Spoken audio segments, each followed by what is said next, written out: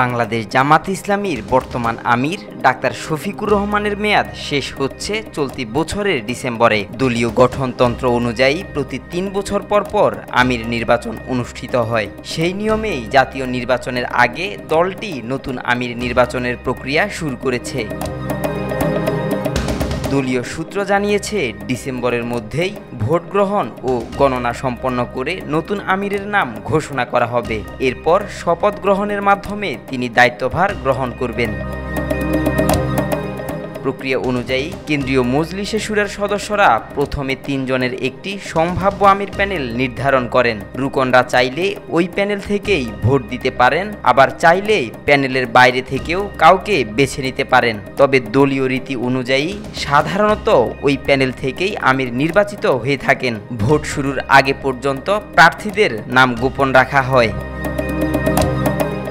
Doctor Shafiqur Rahman প্রথমবার ২০১৯ সালে আমির নির্বাচিত হন। ২০২০ সালের ডিসেম্বরে তিনি শপথ গ্রহণের মাধ্যমে দায়িত্বভার শুরু করেন। পরে ২০২২ সালের অক্টোবরে পুনর্নির্বাচিত হয়ে দ্বিতীয় মেয়াদে দায়িত্ব পালন করছেন। এবারের নির্বাচনে তিনি জয়ী হলে তা হবে তার টানা তৃতীয় মেয়াদ।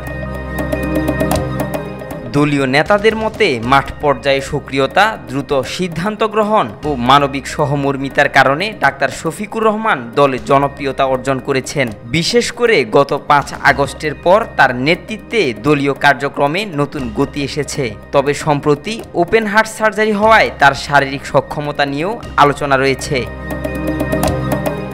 জামাতের নির্বাচনী প্রক্রিয়ার দায়িত্বে আছেন কেন্দ্রীয় সহকারী সেক্রেটারি জেনারেল মাওলানা এটিএম মাসুম। তার সঙ্গে কাজ করছেন সহকারী secretary general advocate Moazzem Hossain Helal. তিনি বলেন, ৩ বছর পর পর আমির নির্বাচন হয়। ডিসেম্বরেই নতুন আমির নির্বাচিত হবেন এবং ২০২৬ থেকে ২০২৮ মেয়াদে দায়িত্ব পালন করবেন।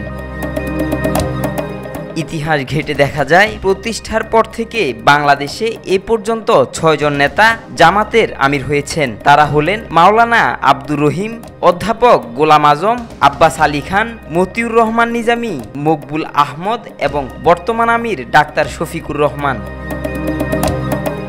দলীয় সূত্রের দাবি, বৈরী পরিবেশেও জামাতের আমির নির্বাচন কখনো স্থগিত হয়নি। অতীতে কঠিন পরিস্থিতিতে অনলাইন ভোটের মাধ্যমেও নির্বাচন সম্পন্ন হয়েছে। এবারও নির্বাচিত সময়ে ভোট গ্রহণ সম্পন্ন করার প্রস্তুতি চলছে।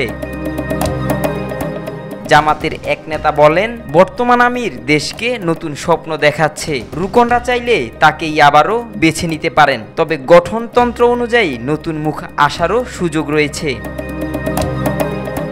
পর্যবেক্ষকদের মতে ডাক্তার শফিকুর রহমান পুনর্নির্বাচিত হলে তা হবে তার টানা তৃতীয় মেয়াদ। আর যদি নতুন মুখ আসে তবে সেটি হবে দলের নেতৃত্বে বড় ধরনের পরিবর্তন। আব্দুল্লাহ আল নোমান, আজকাল।